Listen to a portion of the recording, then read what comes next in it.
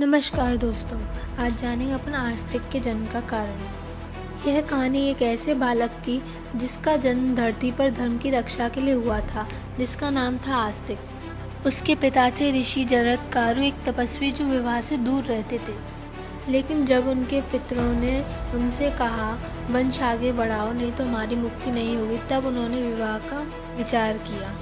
नागों के राजा वासुकी ने अपनी बहन मंशा देवी का विवाह ऋषि जरत्कारु से कर दिया और इसी मिलन से एक दिव्य संतान का जन्म हुआ जिसका नाम रखा गया आस्तिक। आस्तिक जिसका अर्थ होता है जो अस्तित्व में विश्वास रखता हो। यही बालक आगे चलकर जन्मेजय के सर्पयज्ञ को रोकने वाला बना। परंतु आस्तिक के जन्म के कुछ समय बाद ही उसके पिता ऋषि जरत्कारु उसे और उसकी माता को छोड़कर चले गए। नेक्स्ट, कौन थे राजा जन्मेजय, जिन्होंने अपने पिता की मृत्यु की सजा पूरे नागवंश को दी। सर्प यज्ञ और एक माँ का रोता हृदय। एक यज्ञ जिसमें अग्नि की ज्वालाएं सिर्फ आहुति नहीं बल्कि संपूर्ण नागवंश को निगलने चली थीं। राजा जन्मेजय ने लिया प्रतिशोध का संकल्प, क्योंकि उनके पिता राजा परीक्षित की मृत्यु हुई थी तक्षक नाग के विष से। अब उन्होंने ठान लिया था सर्पों का विनाश कर दूंगा। हजारों सर्प यज्ञ में जलने लगे। उनकी माताएं बिलखती रहीं, लेकिन जन्मेजय नहीं रुके।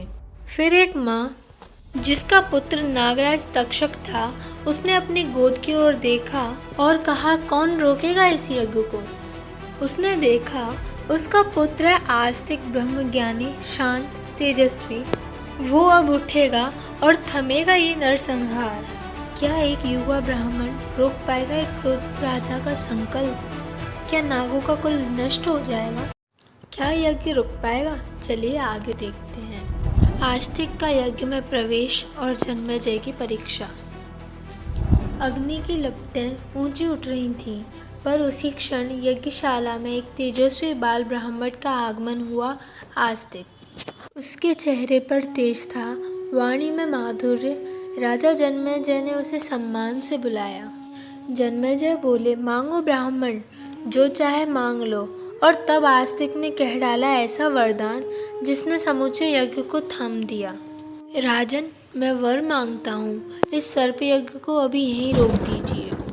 जन्मेजय द्वंद्व में पड़ गए। क्या अपने प्रतिशोध को त्याग दूँ या एक ब्राह्मण की वाणी का मान रखूँ?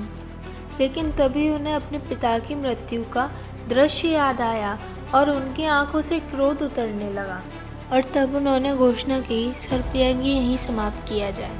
क्या यज्ञ रुक जाएगा? लास्ट एपिसोड, आस्तिक का प्रभाव और यज्ञ की समाप्ति। जन्मेजय वचन दे चुके थे, जो चाहे मांग लो ब्रह्मचारी, लेकिन उन्हें यह ज्ञात न था कि यही वचन उनकी प्रतिशोध की आग को बुझा देगा। आस्तिक ने हाथ जोड़कर कहा, हे राजन, यदि आप मुझे वरदान देने को तत्पर हैं तो यह सर्प यज्ञ यहीं समाप्त कर दीजिए।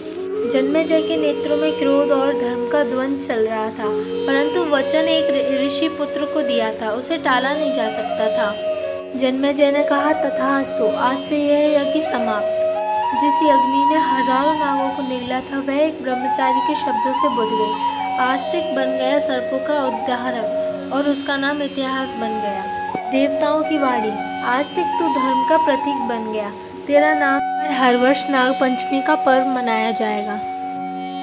यही था आस्तिक पर्व, जहां एक बाल ब्रह्मचारी ने एक साम्राज्य की अग्नि को शांति में बदल दिया।